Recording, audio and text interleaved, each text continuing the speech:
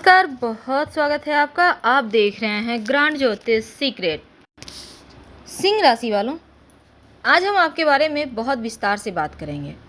हर 12वां राशि सिंह राशि है, हर 12वां व्यक्ति सिंह राशि का है, लेकिन हर सिंह वाला एक ही तरह का नहीं होता। यानी आप सिंह राशि के मान लेते हैं 5 लोग हैं, तो ज़रूरी नहीं है कि पाँचों एक ही तरह के हों, क्योंकि सिंह राशि के भी 3 हिस्से हैं।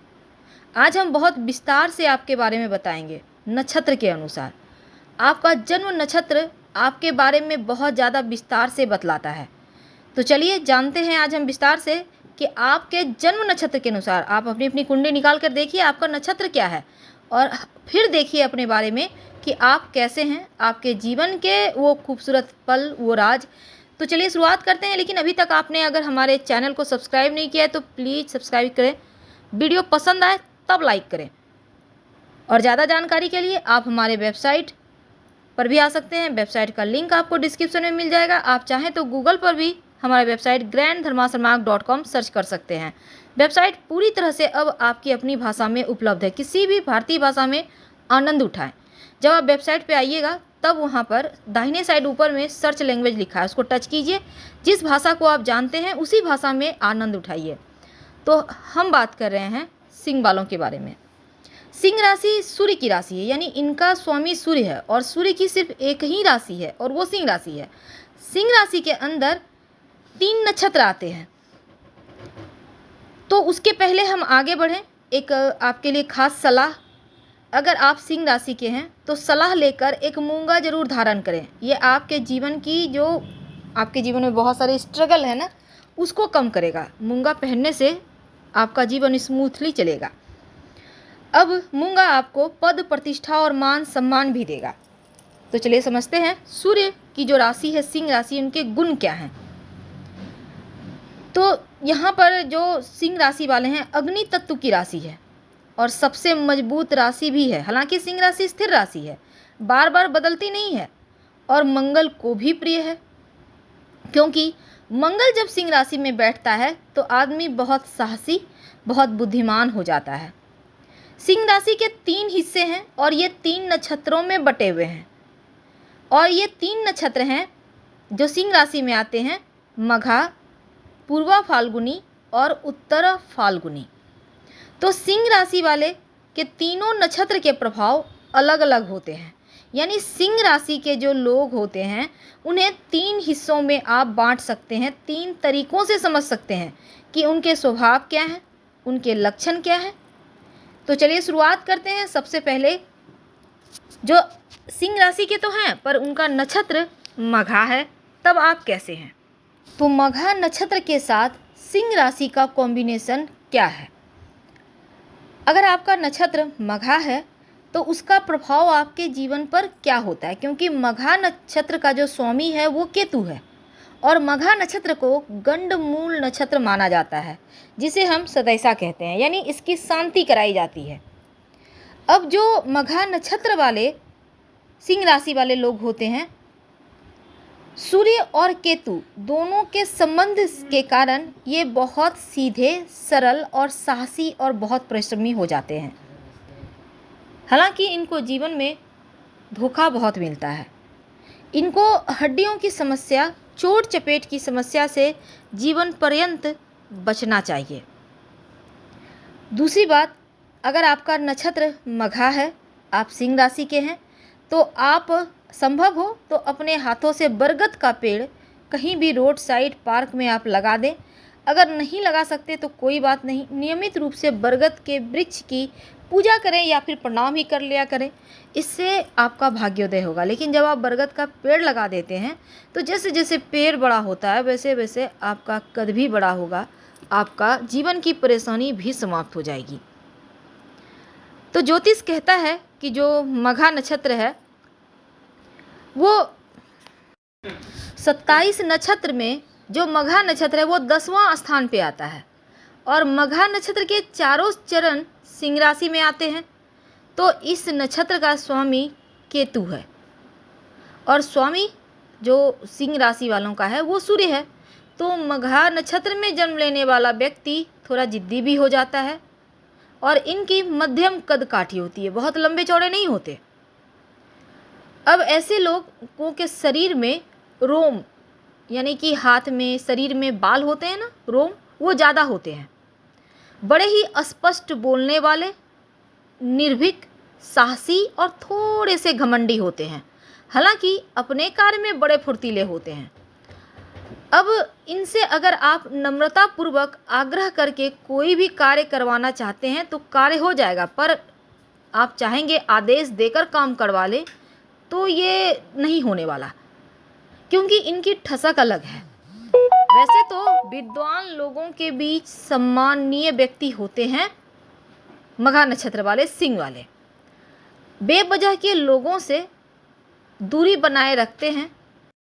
तो मघा नक्षत्र वाले, सिंह वाले अन्याय को सहन नहीं करते, झूठ नहीं बोलते और इनको जीवन में शोहरत खूब मिलती है। थोड़े मुंहपट होते हैं पर स्पष्ट बोलते हैं। उच्चाभिलाषी होते हैं और उच्च स्तर का लाइफ स्टाइल उनको पसंद होता है। वैसे तो अच्छे पद पर पहुंचने वाले होते हैं, गुप्त कार्यों में रुचि लेने वाले, लेकिन आर्थिक अगर हम इनकी बात करें तो संपन्न होते हैं, धर्म को मानने वाले। और जो मघा नक्षत्र की महिलाएं होती है ना, उन पर सूर्य और केतु दोनों का प्रभाव ज़्यादा होता है। इस कारण ये थोड़ी जिद्दी हो जाती हैं और ये जिद्द इनके दाम्पत्य जीवन को ग्रहण लगा देता है। वैसे तो शनि और केतु के साथ मघा नक्षत्र में हो और मंगल की दृष्टि शनि पर हो तो पारिवारिक जीवन खराब ही रहता है। अब दूसरी तरफ अगर हम आपके शिक्षा की बात करें तो ज़्यादातर देखा गया है मघा नक्षत्र वाले ऐशो आराम का जीवन जीने वाले होते हैं। डॉक्टर, वकील, प्रशासनिक सेवाओं में जाने वाले, और इनका विवाह भी उच्च घराने में होता है। लेकिन उच्च, यहाँ पर सूर्य उच्च का स्वराशि का है, तो ऐसे में आप ज़्यादातर उच्च पद पर सुशोभित होते हैं, पत्रकार होते हैं और मित्रों का भला चाहने वाले भाग्यशाली व्यक्ति होते हैं। लेकिन अगर जन्म लग्न में ही सूर्य केतु एक साथ हो तो जिद्दी हो जाते हैं। हालांकि इनके अंदर पहले से ही पूर्वानुमान जो होता है, यानी कि पहले से ही चीज़ों को जानने की क्षमता होती है, यानी ये पहले से जान लेते हैं, इनके अंदर एक आ जाता है कि अब ऐसा होगा या हो सकता है, तो ये गुण है इनमें। तो मघा नक्षत्र के 4 चरण हैं। चारों चरण के बारे में अगर आप जानना चाहें तो देखिए, सबसे पहली बात, प्रथम चरण अगर आपका जन्म हुआ है तो स्वामी मंगल है और सूर्य, केतु और मंगल का प्रभाव होगा।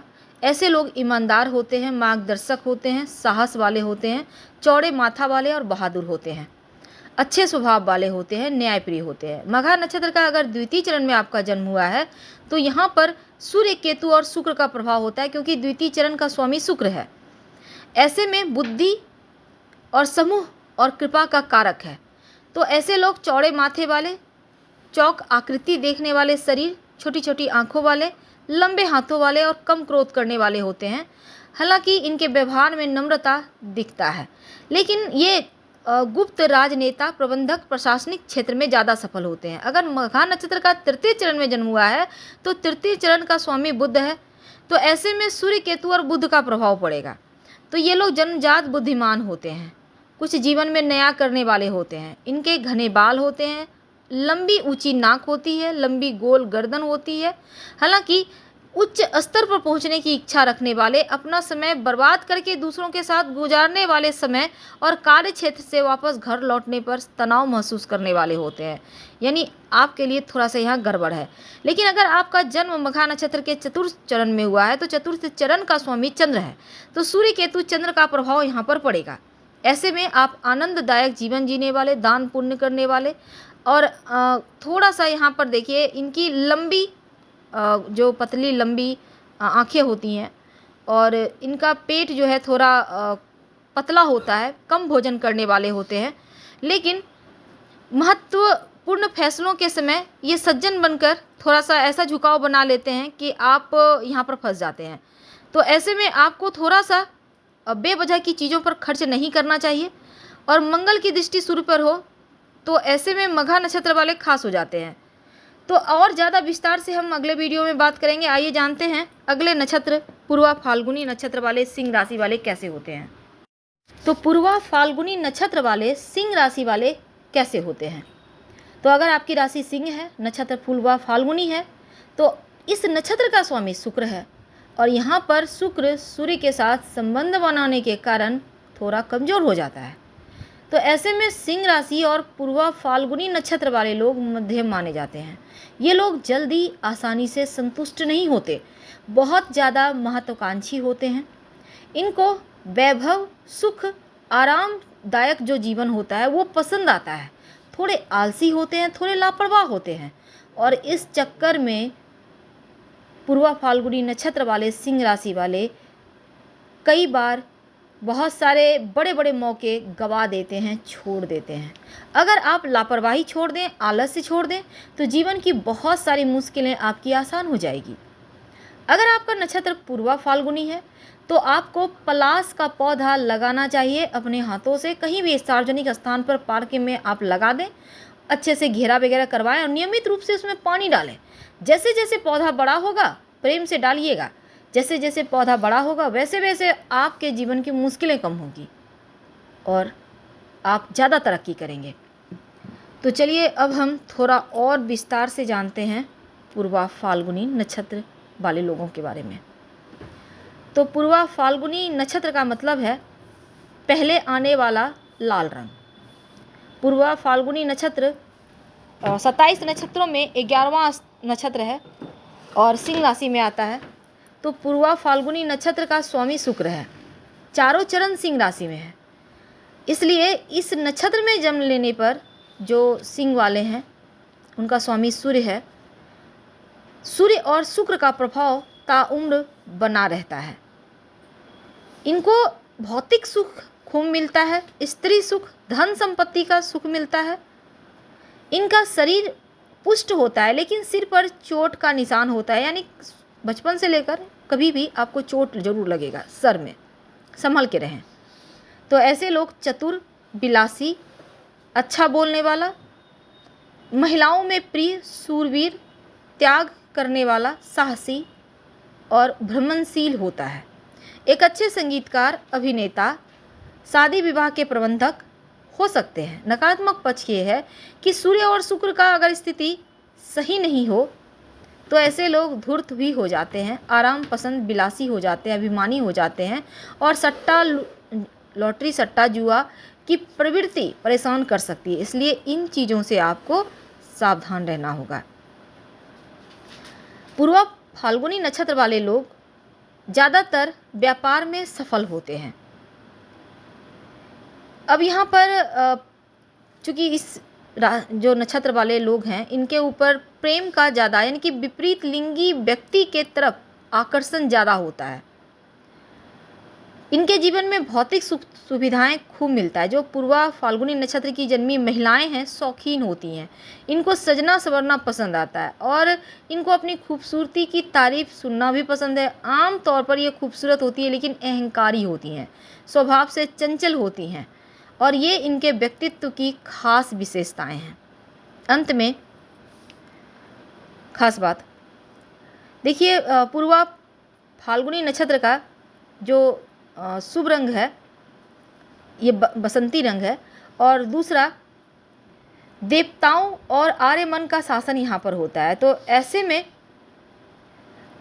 कहा जाता है कि इस नक्षत्र में जन्म लेने वाले लोग चिंता मुक्त होते हैं। पूर्वा फाल्गुनी नक्षत्र एक चिंता मुक्त नक्षत्र है, लेकिन अगर आपके कुंडली में सूर्य शुक्र गड़बड़ ना हो तो, और दूसरी तरफ जटिल समस्याओं का समाधान ये आसानी से अपने बलबूते निकाल लेते हैं। इस नक्षत्र का जो प्रभाव है वो ये है कि आपका थोड़ा सा आपको अपनी आँखों का ध्यान रखना चाहिए, ये बहुत आवश्यक है। तो अब हम बात करेंगे उत्तर फाल्गुनी नक्षत्र की। तो अगर आपका उत्तर फाल्गुनी नक्षत्र है, आप सिंह राशि वाले हैं, तो आपके जीवन पर इस नक्षत्र का क्या प्रभाव है। इस नक्षत्र का स्वामी सूर्य है और सिंह राशि का भी मालिक यानी स्वामी सूर्य है। तो यहाँ पर जो सिंह राशि हैं वो सबसे ज़्यादा मजबूत होते हैं, यानी उत्तर फाल्गुनी नक्षत्र वाले सिंह राशि वाले बहुत ज़्यादा मजबूत, ताकतवर हो जाते हैं और जितने गुण सिंह राशि में हैं वो सारे गुण यहाँ पर पॉजिटिव तरीके से आप में आ जाते हैं। तो उत्तरा फाल्गुनी नक्षत्र के अंदर पाए जाने वाले गुण के कारण आप बड़े साहसी और दूरदर्शी होते हैं। आपको जीवन में राजसी वैभव, ताकत, सत्ता, शक्ति ये जीवन में जरूर मिलती है और आसानी से मिलती है। आप बहुत ताकतवर चूँकि नक्षत्र वाले हैं, सिंह राशि वाले, तो ऐसे में जीवन में ऊंचाइयों पर पहुंचा देता है उत्तर फाल्गुनी नक्षत्र और सिंह राशि का संयोग। आपको अपने हाथों से रुद्राक्ष का पौधा लगाना चाहिए। नियमित रूप से जल डालिए, देखभाल कीजिए। जैसे जैसे पौधा बड़ा होगा वैसे वैसे आपकी जीवन की मुश्किलें समाप्त हो जाएगी। तो अब थोड़ा और विस्तार से जानते हैं कि उत्तर फाल्गुनी नक्षत्र वाले सिंह राशि वालों पर जीवन भर इस नक्षत्र का क्या प्रभाव पड़ता है। तो आपका मिजाज कभी कभी स्वच्छंद तो आप होते हैं, स्वतंत्र सोच रखते हैं, लेकिन बहुत गर्म भी हो जाता है। हालांकि थोड़े से हठी उग्र होने से आपको बचना चाहिए। सामाजिक और धार्मिक कार्य में आप बढ़ चढ़ कर हिस्सा तो लेते हैं, पर जीवन में थोड़ा सा पेट की समस्या आपको कभी कभी परेशान करती है। तो 27 नक्षत्र में 12वां नक्षत्र है उत्तर फाल्गुनी नक्षत्र। और यहाँ पर जो उत्तर फाल्गुनी नक्षत्र है, ऐसे लोग झगड़ा नहीं करते, लेकिन जहाँ चाहे वहाँ झगड़ा जरूर करवा सकते हैं। इनमें वो कला है। कहने का तात्पर्य इनकी वाणी में इतनी शक्ति है, ये जो चाहे वो कर सकते हैं। 18 साल की उम्र में ये आम तौर पर इनके जीवन में बहुत सारी घटनाएं होती है, लेकिन इस नक्षत्र का प्रभाव 35 साल की उम्र में दिखता है। करियर से जुड़ी घटनाएं फिर से एक्टिव हो जाती है और फिर चीज़ें धीरे धीरे स्थिर हो जाती है। तो उत्तर फाल्गुनी नक्षत्र का पहला चरण आता है सिंह राशि में और इसका स्वामी सूर्य है। तो इस नक्षत्र में जन्म लेने वाला व्यक्ति विद्वान होता है। और 9 में जो यहाँ पर गुरु है, तो नक्षत्र स्वामी और सूर्य दोनों ही विद्या के लिए शुभ ग्रह हैं। ऐसे में पंडित, प्रकांड पंडित हो सकते हैं ऐसे लोग। मंगल की दशा अंतरदशा में भाग्योदय होता है इनका, और गुरु की दशा में सुफल जीवन में इनको मिलता रहता है। तो आपके लिए व्यापार, व्यवसाय और निजी कार्य करना बहुत अच्छा नहीं होता। अगर आपका जन्म उत्तर फाल्गुनी नक्षत्र में हुआ है तो आप अस्थायित्व में यकीन रखते हैं। बार बार काम बदलना आपको पसंद नहीं है। स्वभाव की ये विशेषता है कि सामर्थ्यवान है, दूसरों से सीखने में हिचकिचाते नहीं है, बल्कि स्वभाव की ये विशेषता के कारण आप हमेशा आगे भी बढ़ते चले जाते हैं।